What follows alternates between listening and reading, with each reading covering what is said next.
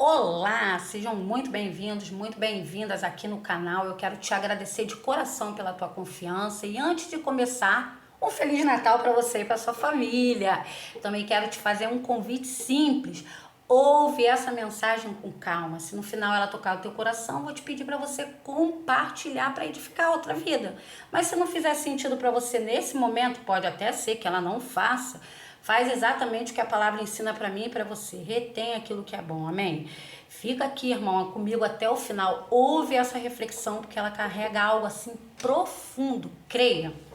Queridos, no Evangelho segundo Mateus, lá no capítulo 7, dos versículos 24 ao 27, Jesus diz a palavra, está diante de multidões. Essas multidões se mostram maravilhadas, não só com o que Jesus fala, mas com a forma que ele ensina, coisa linda, porque Jesus não fala para impressionar, mas para transformar. Ah, Jesus, como o Senhor é precioso. Nesse registro aqui, ele está contando uma parábola para falar sobre dois fundamentos. Esses fundamentos são duas atitudes, irmãos, simples e objetivas, que parecem fáceis, mas, olhando bem, são profundamente desafiadoras. Então ele diz assim algo simples, direto e profundo. Jesus é cirúrgico, ele não faz rodeios. Ele declara: quem ouve e pratica minhas palavras é como um homem prudente que construiu sua casa sobre a rocha. Glória a Deus. Ele usa a casa como exemplo, representando a minha e a tua vida. Sem demagogia, irmãos, não é fácil não. A gente precisa admitir que sem a ajuda do Espírito Santo não dá para caminhar. E na medida que eu ia lendo esse devocional, me veio na memória um desenho muito famoso lá da minha infância, vocês devem conhecer, Os Três Porquinhos. Irmãos, eu fui assistir novamente o desenho, eu fui no original, né? Porque o tempo passa e a gente acaba se esquecendo um pouco. E olha que interessantíssimo. Quando a gente olha de maneira espiritual para a história que é destinada para o público infantil, a gente tira aplicações práticas para a nossa vida adulta. É verdade. Inclusive, se você tem criança em casa, essa é uma excelente oportunidade de ensino e discipulado espiritual. Senta com seu filho e mostra esse desenho. Aplica com ele. Quando Jesus fala da casa, vento e fundamento nessa parábola, ele não está se referindo a algo físico, mas espiritual. Ele está chamando a nossa atenção para a necessidade da gente se alicerçar em base sólida. E aí, fazendo um paralelo, porque o lobo mau do desenho, biblicamente, representa quem, irmãos? Nosso adversário. A palavra vai dizer que o diabo, que é o nosso adversário, anda ao derredor. Como leão que ruge, procurando quem? A quem possa devorar. É forte, hein? Repara bem, irmãos. A Bíblia não diz que o diabo invade a força, não. Paulo diz, não deixe lugar ao diabo. Tiago vai complementar. Sujeitai-vos a Deus, resisti ao diabo e ele fugirá de vós. Na mesma medida, a gente vê que Satanás só alcança vantagem quando a gente se descuida, irmãos. A coisa é séria. E aí, voltando lá pro desenho, né? O primeiro porquinho constrói a sua casa de palha, ele tá lá cantando, tocando flauta, dizendo que faz assim, porque ele não gosta de se esforçar, ele gosta de brincar. Palavras dele, tá lá no desenho.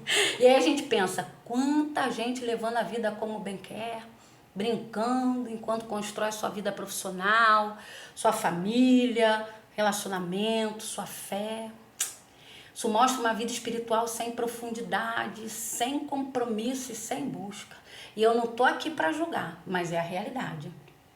Aqui quem fala é quem um dia já passou por todas essas experiências. É um lugar de fala meu, ainda que passada, tá? Uma fé tratada assim como brincadeira, marcada pela indecisão. Sabe aquelas pessoas que dizem, Deus é amor, Deus perdoa tudo, eu não estou debaixo da lei, eu estou debaixo da graça, ainda vai dar tempo, ainda não é hora de eu me entregar, de eu mergulhar. Irmãos, creiam, são algumas verdades reais misturadas de forma perigosa. usadas para sustentar a indecisão de não dar passos em direção à sua própria libertação. No fundo, acabam transformando a própria fraqueza em argumento para adiar uma decisão que já deveria ter sido tomada há tempos. Queridos, o pecado é algo que realmente amarra, prende como cadeias, e falando bem humanamente, só em Cristo mesmo, irmãos, para a gente resistir. Eu não vejo outra alternativa eficaz, não. A carne é fraca, sim. Muitos até tentam sair, lutam, mas não tem força sozinho. E às vezes também não tem apoio suficiente e acabam ficando presos. Sabe, é como uma teia de aranha. No começo parece frágil, mas quando a pessoa se dá conta, já foi fisgada. Quanto mais ela vai se debatendo sem direção, mais imobilizada ela fica, até chegar o momento do golpe final. Por isso a graça não é desculpa para permanecer preso. Sabe? Ao contrário, era poder de Deus para tirar a gente da teia e colocar a gente de pé novamente. Glória a Deus. E aqui eu falo com muito cuidado e amor, irmãos. A igreja não é um lugar para pessoa pronta, não. Mas para pessoa que reconhece que precisa de ajuda porque está em processo. Igreja é casa de cura, de transformação, de restauração. Eu costumo até enxergar a igreja como uma unidade de saúde, né? A pessoa chega com uma ferida aberta, precisa voltar ali continuamente. Eu levava muito meu pai com ferida de pé diabético, né? Para fazer curativo. Ali ele recebia o cuidado, ouvia a orientação, aprendia a limpar, proteger, não mexer, não tocar onde doía. Foi todo um processo, irmãos. A medicina está avançada, mas não houve recuperação mágica. Mas aí o tempo, né, ele fecha e cicatriza a ferida. Assim também é na vida cristã. A gente caminha, cai, levanta, trata, volta, aprende, tudo de novo. Até que um dia, para nós que cremos, vai vir a nossa alta definitiva. Eita glória! Não porque a gente foi perfeito, mas porque finalmente a gente vai estar diante de Jesus, lá no fim dos tempos. Ali sim, onde todas as dores vão cessar, a ferida vai aberta ou cicatrizada, vai curar completamente. Quando alguém diz, eu não vou à igreja porque ainda bebo, ainda fumo, ainda saio para farra, são exemplos, tá, irmãos, que eu ouço, assim, inclusive dentro da minha família, no círculo de amizades. Isso não é um impedimento, não, irmãos, isso é uma desculpa que o medo ou a culpa criam, uma barreira. Que essas coisas não são condições para entrar na casa do Senhor. Muito menos motivo para a gente se afastar dela. São exatamente a razão pela qual eu e você precisamos entrar e buscar a ajuda de Deus. Jesus nunca esperou as pessoas mudarem para que elas pudessem se aproximar dele. Ele se aproximava e no caminho, sabe? Elas iam sendo transformadas, coisa linda. E esse caminho começa quando a gente para de adiar e decide ouvir, mas não só ouvir, praticar. O perigo da casa de palha do primeiro porquinho é a fé de aparência. Quando está tudo bem, funciona. Mas quando o vento sopra, o medo vem e tudo cai rápido. Tudo que está fora e o que está dentro cai, desmorona. Já o segundo porquinho canta enquanto está construindo a casa de madeira. Ele diz que gosta de dançar, interessante. Nossa, como isso é espiritual, irmão. Porque tem um ditado que diz, dance conforme a música. Cuidado, dança não. Dança não. No desenho você pode até fazer um paralelo desse segundo porquinho com aquela vida espiritual que aguenta um pouco mais, mas não resiste ao sopro contínuo, porque ainda existe alguma concessão. Irmãos, não é chancela minha aqui nem vista grossa para pecado, não. Mas é difícil mesmo. Não existe super crente, não, irmãos. Sabe, para dizer que tudo é fácil. Não é não, irmão. A gente carece da ajuda de Jesus todos os dias, irmãos. Ai de nós não fosse o Senhor pegando na nossa mão, porque a gente sabe da nossa origem. A gente sabe de onde Ele tirou a gente, irmãos. Não fosse assim, o apóstolo Paulo não chamaria atenção. Ele não diria que aquele que pensa estar de pé, que cuide-se para que não caia. Aquele que pensa.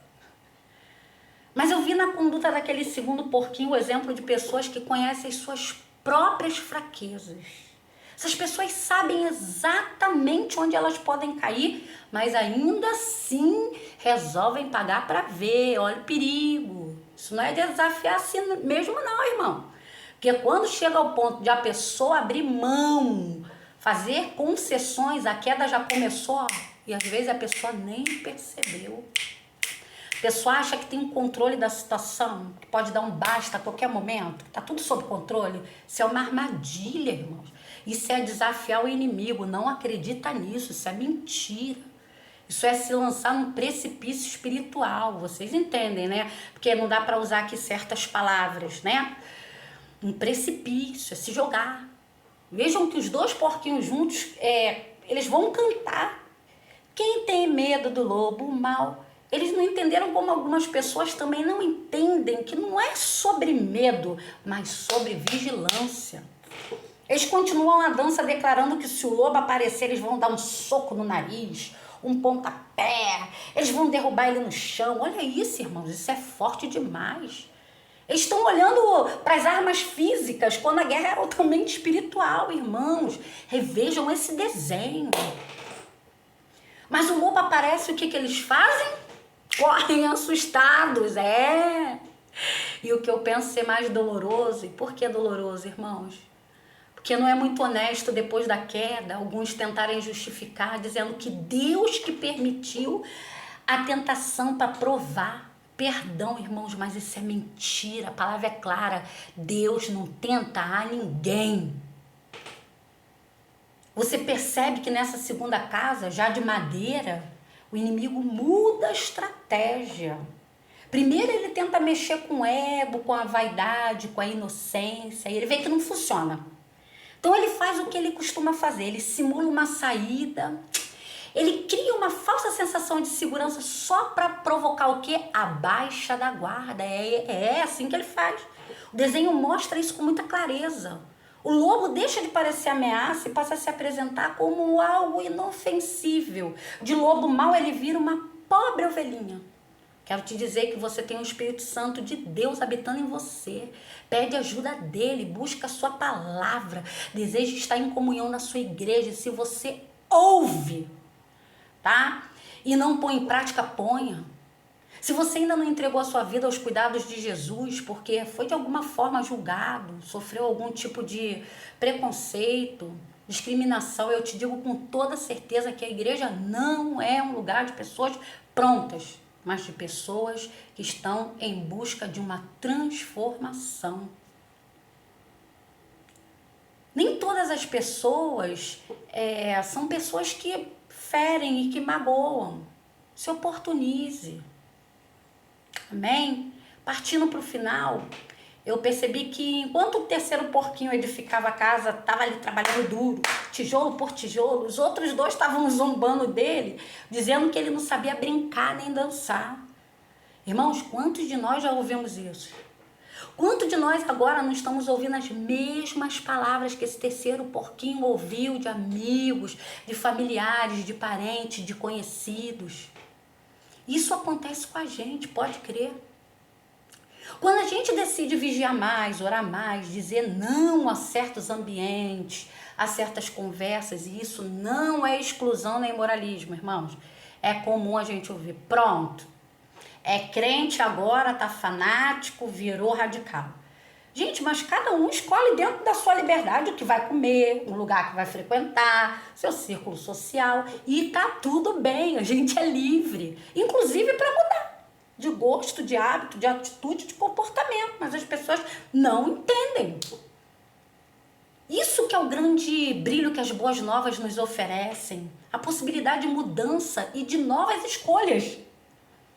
É o nosso calendário de vida, a nossa vida antes de Cristo e a nossa vida depois de Cristo. Coisa linda, diga glória a Deus por isso. Quando a gente escolhe ser fiel a Jesus, mesmo perdendo vantagens, alguns dizem, você leva isso muito a sério, todo mundo faz isso. Você quer ser santo demais, quer se amostrar, quer aparecer. E sabe o que me impressiona? É que agindo assim é como se a gente tivesse cometendo alguma infração, imaginem. A gente até chega por certa vez sentir desconforto, é uma inversão preocupante. Quando você escolhe edificar caráter em vez de aparência, é comum ouvir isso de pessoas do seu convívio. Comum, irmãos. As pessoas percebem, mas não aceitam que você mudou.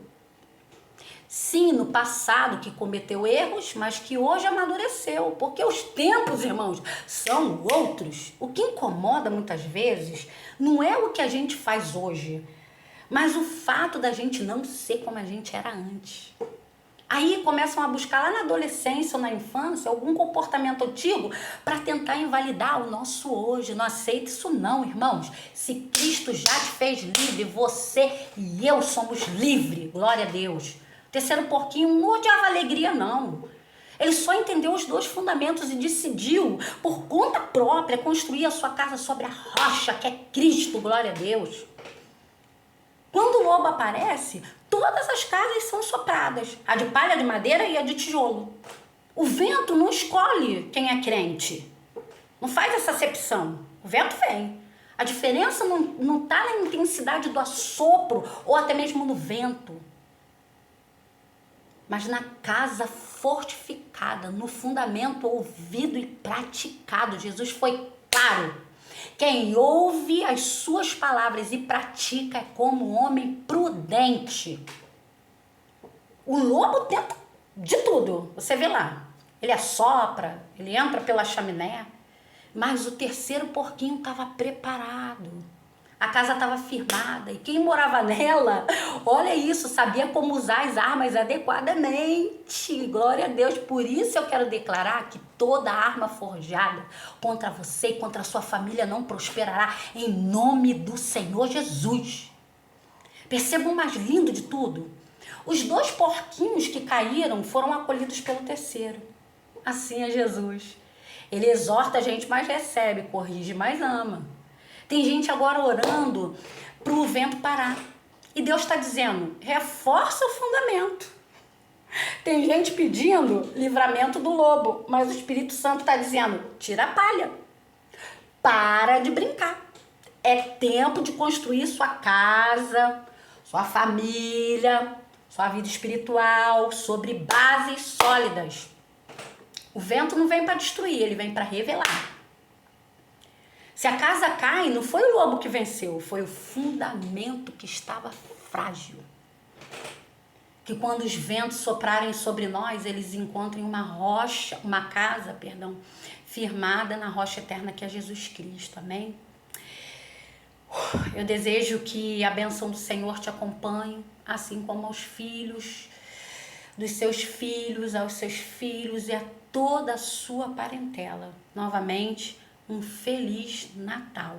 Que o Senhor Jesus esteja no centro da sua família, no centro da sua mesa, que ele seja o verdadeiro sentido do seu Natal. Até a próxima.